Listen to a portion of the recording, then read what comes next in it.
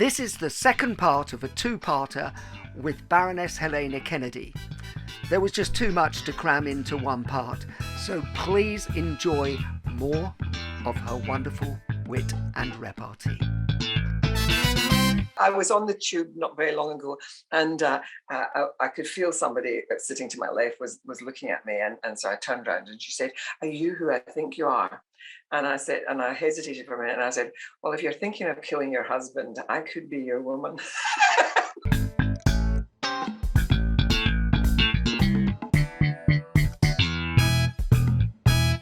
Please remember to like, subscribe, and leave a review wherever you get your podcasts. Somebody said to me, I've got imposter syndrome. And I went, welcome to the club. I don't know anybody. And you know that we meet everybody from the biggest film stars in the world to lords and politicians all over the world. They're all the same, essentially. If you show me somebody who doesn't have that, I will show you a psychopath, to be honest with you, because it's a normal human nature to have a little bit of that.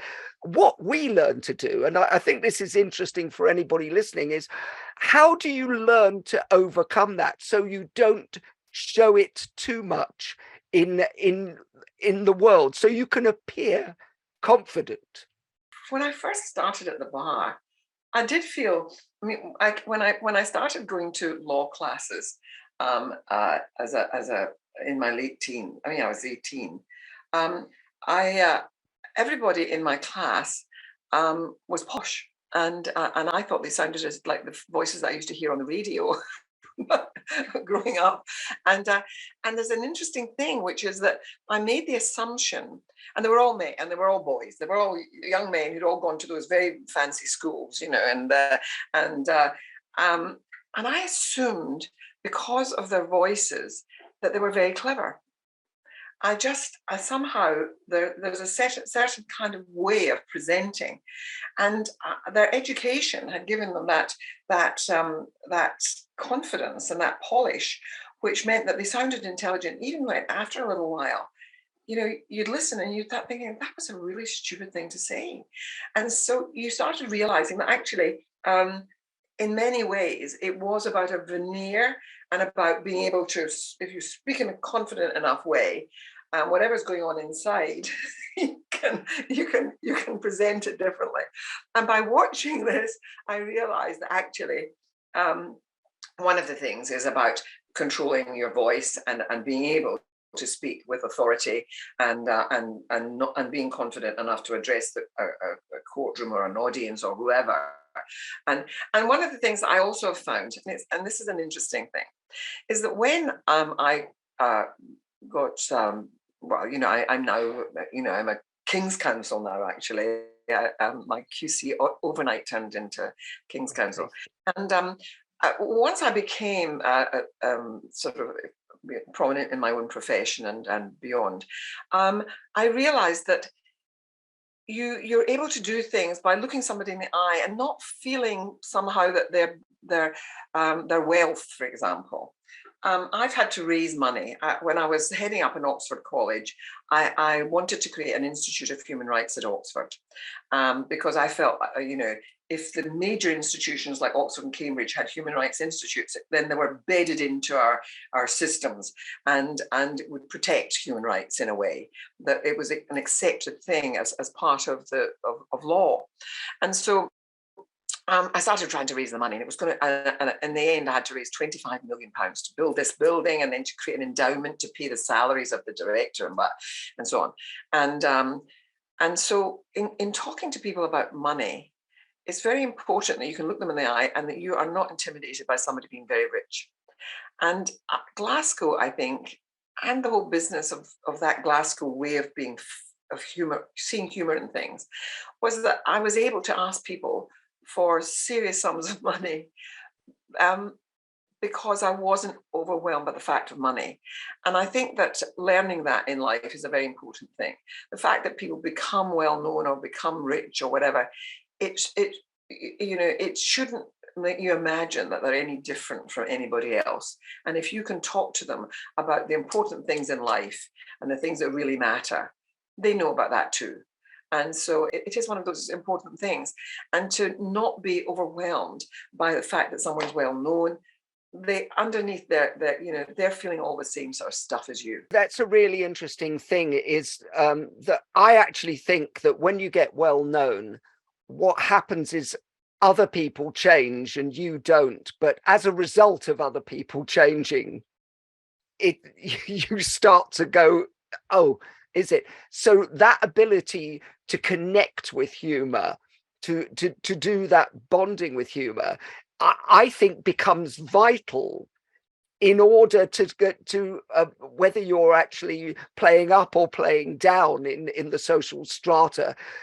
It becomes the vital connection whereby people go, okay, you can play in that arena, because in order to laugh together, you are admitting that we are the same and that you've bonded, aren't you? That's very insightful, Paul.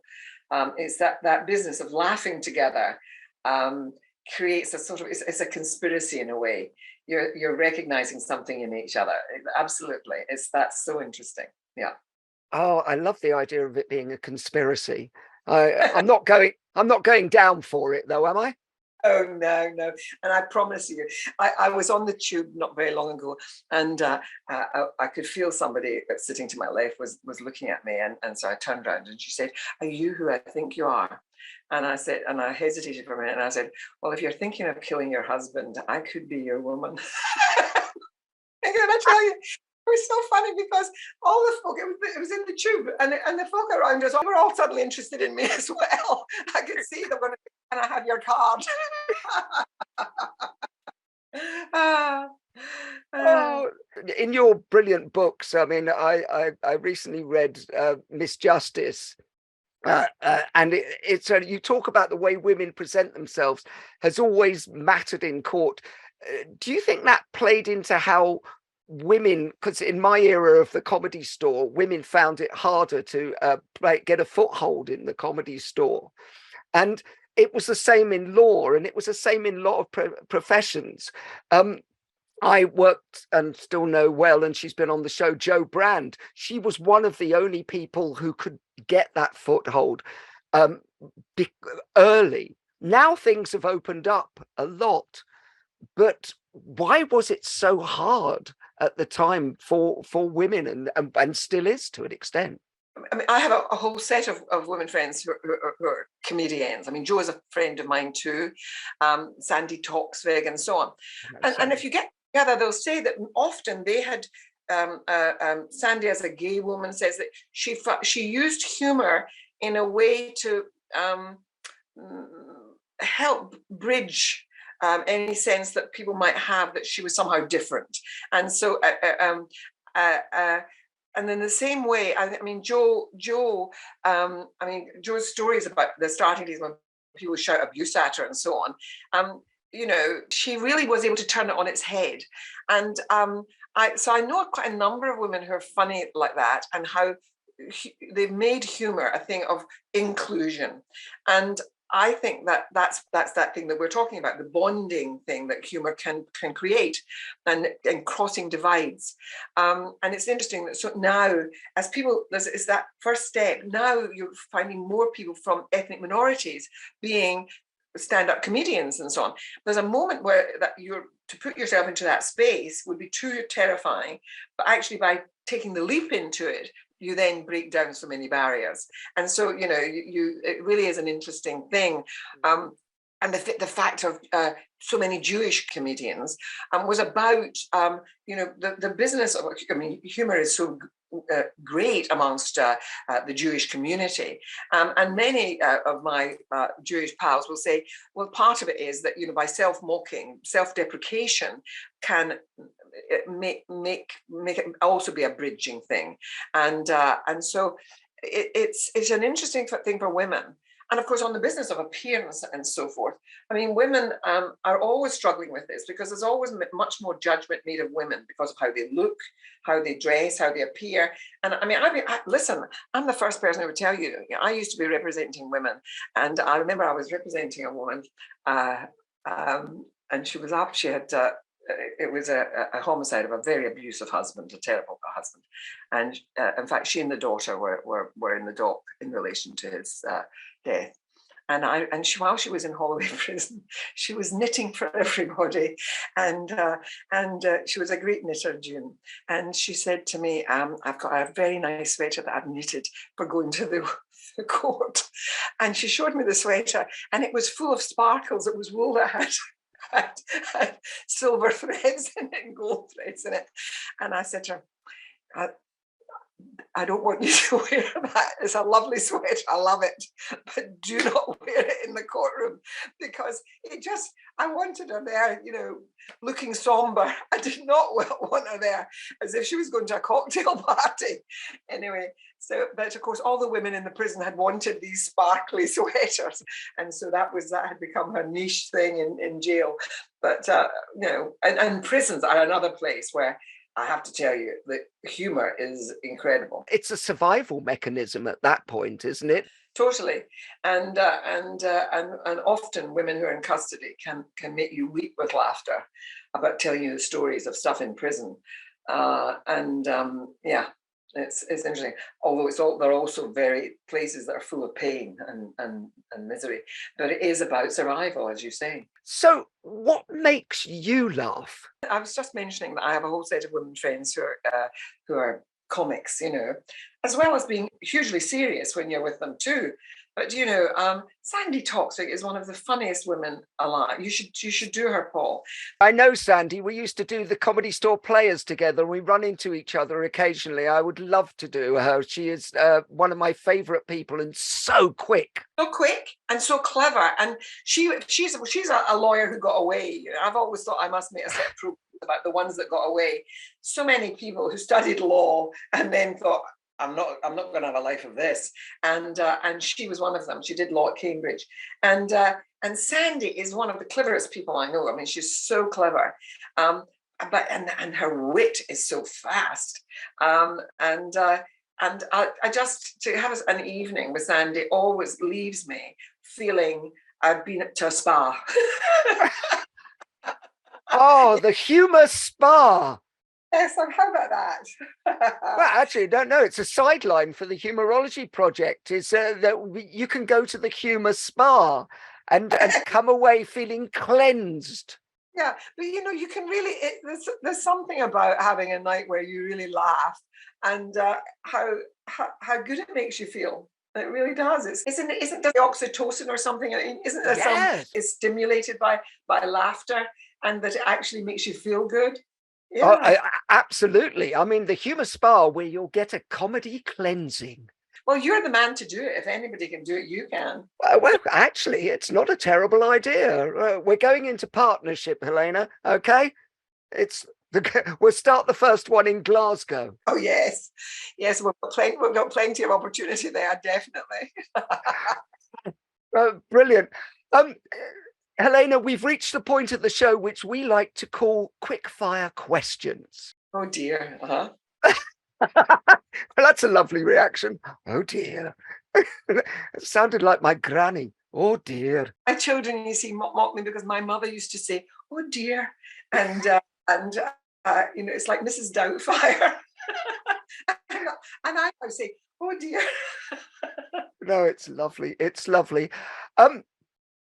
You just talked about Sandy Toxford, Joe Brand being friends, but who's the funniest business person or person in the House of Lords or barrister or judge that you've met? Well, I was mentioning Gilbert Gray, who was one of the funniest barristers I've ever known. I have a great friend, Chris Sallon, who's a King's Counsel, again, one of the funniest people, and his stories about being in the courtroom are hilarious. There a lot of criminal barristers are actually the wittiest and funniest that you can come across in the House of Lords. George Folks, who's on the back benches, is a Labour peer. Um, there are whole sets of people who are very funny and witty. In judges, Alan Moses is a very funny man and was a great Court of Appeal judge, and who then went on to run the Press Complaints Commission.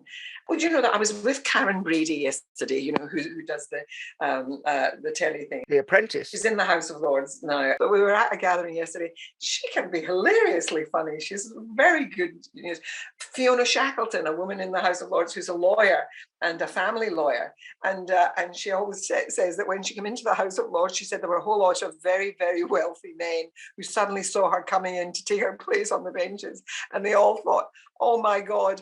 And she's the woman who took the shirt off their backs when their wives sued them for divorce. And so, you know, there are some very, very witty, funny people in there. You've just given me a lovely list of people who must be on future Humourology podcasts. Yeah, get them in, definitely. What book makes you laugh, Helena? I started immediately thinking more of, it was so interesting when you said what book. Films. I mean, for example, I have watched over and over again Some Like It Hot, and I still weep with laughter at Some Like It Hot. There's something about that whole business of Jack Lemmon and you know, Marilyn Monroe, I think is just one of the funniest and best of humorous films. I worry about the fact that some of the films that I've loved most have been films about men dressing up as women, and I don't know what that's about.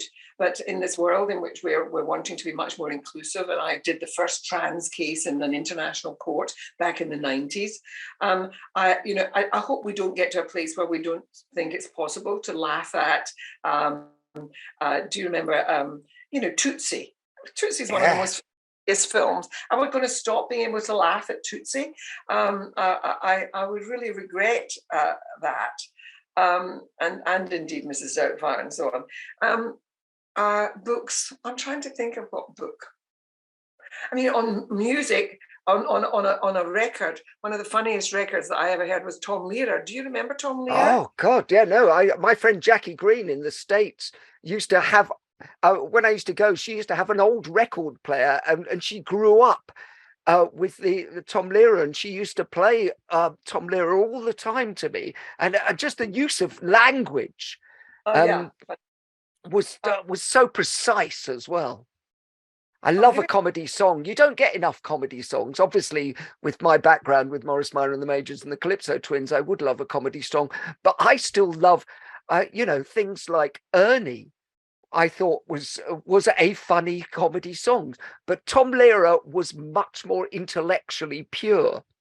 I mean, it's worth people going back to it, because I was introduced to it by somebody, and by an American, when I was probably 20, and it still it makes me laugh. But he was very, very witty.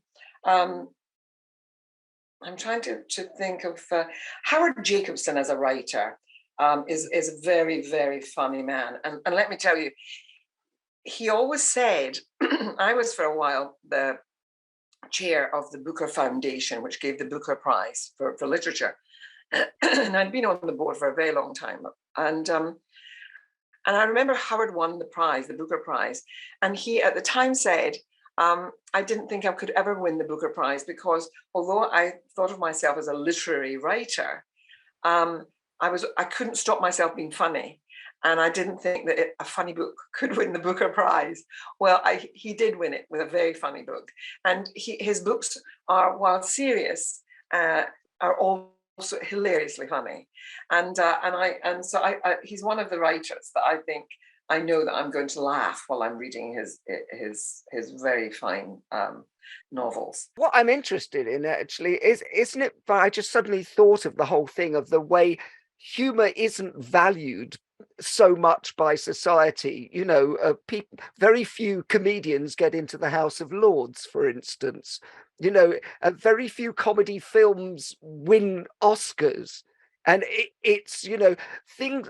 The humor isn't valued as much. It seemed as easy, But I always think, the drama is easy, comedy is hard. I mean, that whole business of timing, of also knowing your audience, the skills involved in that, I think, are considerable. And you're absolutely right. When does a comedy film win an Oscar? And you almost know when somebody is playing somebody who's been tortured or somebody who's had a terrible life, or that the darker the subject matter, the more likely the actor is to get the best actor's award.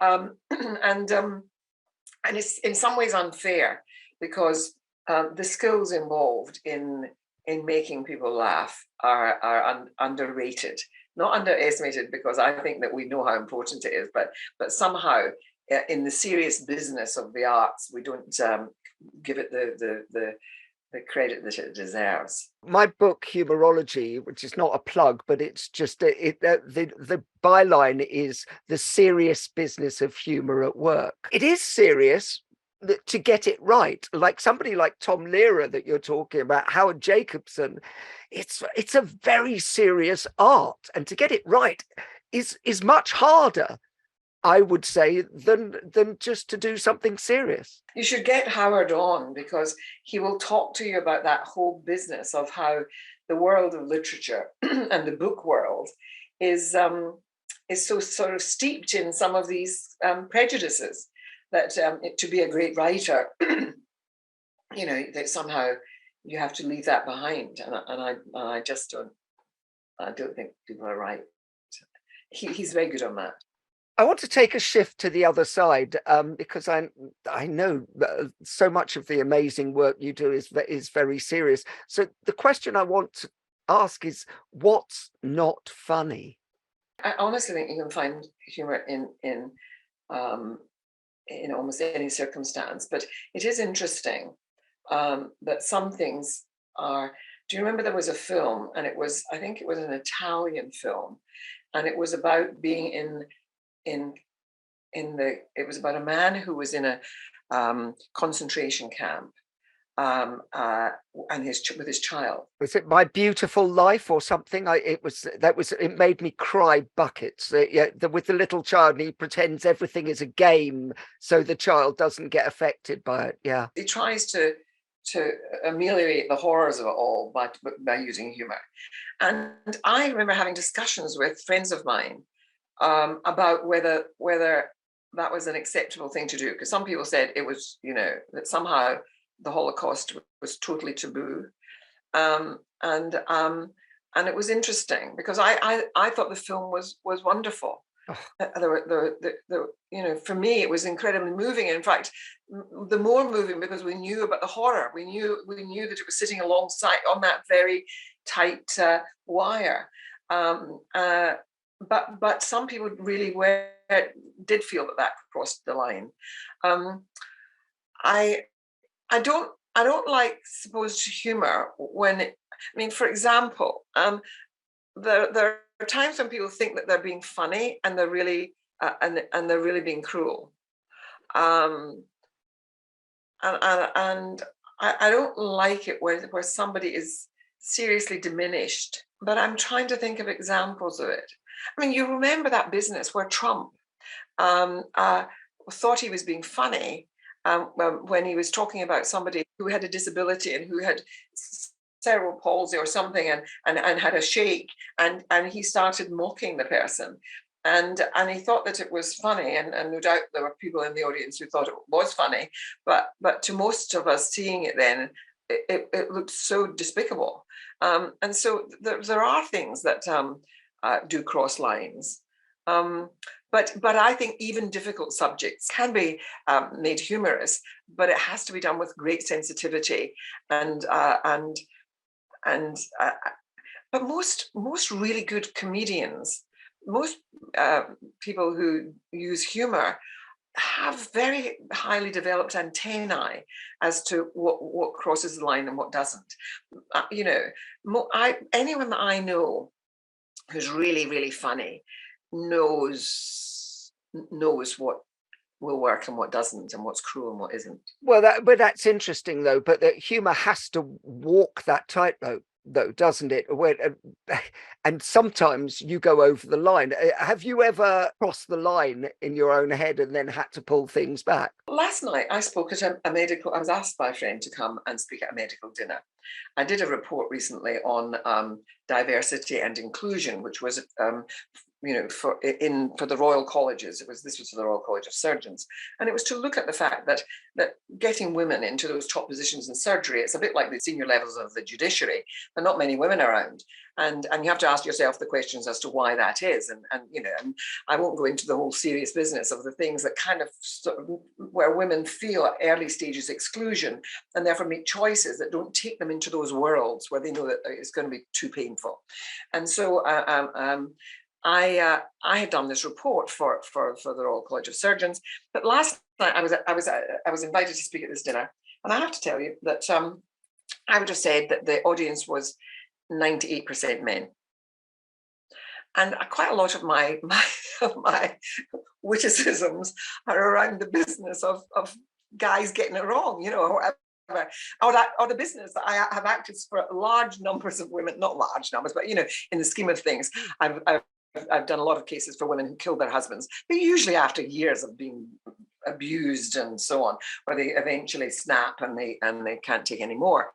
But and I mean, for example, I have some jokes that I tell about that, where I was doing, in the midst of doing this whole set of cases where women who had experienced violence and terrible treatment inside relationships eventually killed their partner, and so one was trying to get the law of diminished responsibility, provocation or whatever, to get it to work for women, which was hard because it was never designed with women in mind. And so I was doing these cases, a whole set of them. When you do a case and you get and you start moving the law and things, then solicitors start coming to you because you've got a layer of expertise. So you end up becoming the go-to person for a certain kind of crime. And so I was doing these cases, and one of the men in my chambers went into the clerk's room and said, "I've just seen in the newspapers that Helena's representing a man that's killed his wife. I didn't know that she represented guys that did that." And my clerk, who was a very acerbic woman, said, "Yes, she does, but she doesn't get them off."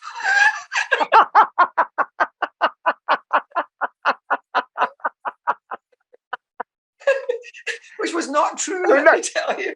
No, but it's a great gag. I mean, because it's a true story, of course. And I felt that the response from the audience was not quite as warm as it is if I say that to a woman's audience, but it's interesting. So I kind of I thought, I'm not going down that road anymore. I'll pull back on the husband jokes, and sort of took it elsewhere. Well, no, but funny is funny as far as I'm concerned. I actually thought when I asked the question, the first words out of your mouth were going to be misogyny. But I suppose that if you approach everything, it's a funny. The joke you just told was, in inverted commas, anti-man, but you can make it funny. And if it's done with the right spirit, of course, then that's where humor comes in. You've got to know that the person is coming at it with the right heart. Do you not? I make a point of saying to people, there are not very many men that hate women. but when women are talking about misogyny, what they're really talking about is a sense of women being kept in their place. And so it's, that's the thing. It's about, or a sense of male entitlement. And so it's rather different. It's not, people hating, Muslims or black people or whatever, or gay people, or it's not.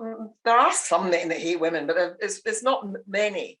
But there are men who feel that women should know their place, and that women are getting too uppity, and that women are and that and it's categories of women that they don't like. They don't like bossy women, or women that are kind of too assertive, or all that sort of thing. And so you've got to try and define it differently.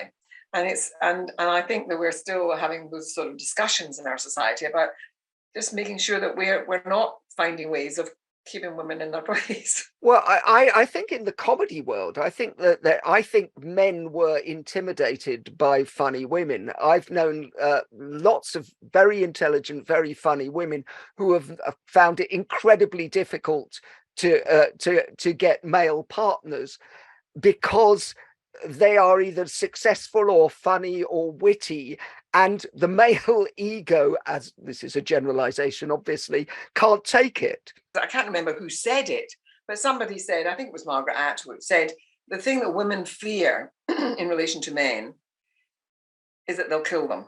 That it's the business of greater physical force and all of that. The idea that and from being a child, girls are told, be careful, there are men out there who will do bad things to you. So what Margaret Atwood said, what women fear about men is that they'll kill them. What men fear about women is that they'll laugh at them. Oh yeah. What word makes you laugh? Well, the idea of tickle makes me laugh. I mean, just the idea of things tickling you because it's amusing, or being tickled, or when I tickle my grandchildren. I mean, the whole business of tickling is such an interesting thing. Yeah. It's so ridiculous. And you're laughing just at the word tickle. No, I like that, because that when it's tickle onomatopoeic, do you think? I don't know. It is. But there is a sort of, isn't there, tickling? Yeah, I don't know. I'd never heard it be onomatopoeic, which suddenly occurred to me that it probably was. And it was, but it also has a visceral effect, doesn't it? As soon as you say the word tickle, you start to move. But things, of course, metaphorically tickle us because we're amused and stimulated and energized or innervated by something. It's a nice word. Yeah, lovely word. What sound makes you laugh? Hearing my grandchildren laughing makes me really laugh. And it reminds there is something wonderful about becoming a grandparent. My grandchildren are tiny, and they and of course they're always they find everything to do with weeing and pooing and so on, and just hearing them laughing in that completely uninhibited way, and they have no embarrassment about roaring with laughter. I love it, and it makes me laugh too. Well, there is that statistic, isn't it, that children laugh between 300 and 400 times a day, but adults only laugh 17.5 times a day. And I've always wondered about this 0.5, that what's it, half a laugh? You just described something earlier on when you said, you get together with your friends like, Joe Brand and Sandy Toxvid. Is that not part of your therapy? Because I do it. I have groups of people who I just know will make me laugh. And it is like therapy. Another person like that is Kathy Late, the Australian writer. She was married to one of the men in my chambers, Jeff Robertson, who's a very clever lawyer. And Kathy is great fun to be with. And I can honestly tell you, if I ever feel down in the dumps, she's one of those people that you can always rely on to make you feel good. I have great friends like that. And I have men friends like it as well. I mean, I was talking about one of my colleagues at the Marcus Salon. Who are just, that you'll laugh in their company because they're so amusing and funny. Yeah. And find that they get to that soft underbelly where that somehow even if things are rotten, they're not really, and we'll get through all of this, that sort of thing. Yeah. Oh, it's beautiful. It's beautiful. So the penultimate question is: you've got this extraordinary background and education. Would you rather be considered clever or funny? Oh, I like the fact that I'm considered funny, honestly. I would like, when they write on one's tombstone something, I do want witty or funny to be in there because I do feel it is part of who I am, is that I'm good company, I think, because I have that capacity of not just being a rather serious lawyer, and it's very interesting. somebody in the House of Lords once said to me, well, we invite you to lots of things, Helena, because you're very clubbable. And of course, clubbable, it sounds rather snooty and posh and grand, but clubbable means that, you know, I'm not tribal. I'm I'm able to be friends with people across the political divides, and I have lots of friends on all sides of the house. And it's the same as being at the bar. You know, you fight a case, and the prosecutor is on the other side, and you can go at each other hammer and tongs, and afterwards it's all over. And I suppose I learned that early on in my profession, and so yeah, I want to be remembered as somebody who was compassionate and warm and humane and funny. Well, you are all of those things. Finally, desert island gags. You can only take one joke with you to a desert island.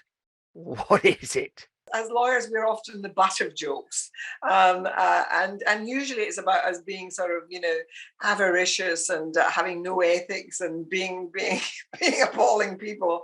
But you know, what's the difference between a lawyer and a pit bull? Jewelry. Fabulous. A judge once reported me to the head of my chambers. He said, could you have a word with Miss Kennedy? She wears too much jewelry in court. Oh my goodness. Yes. Fabulous.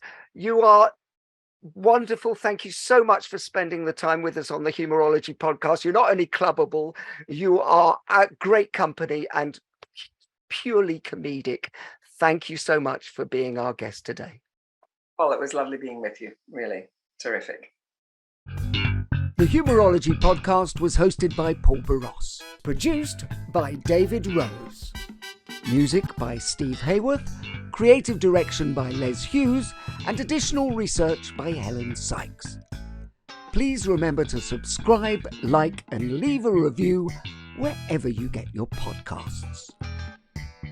This has been a Big Sky production.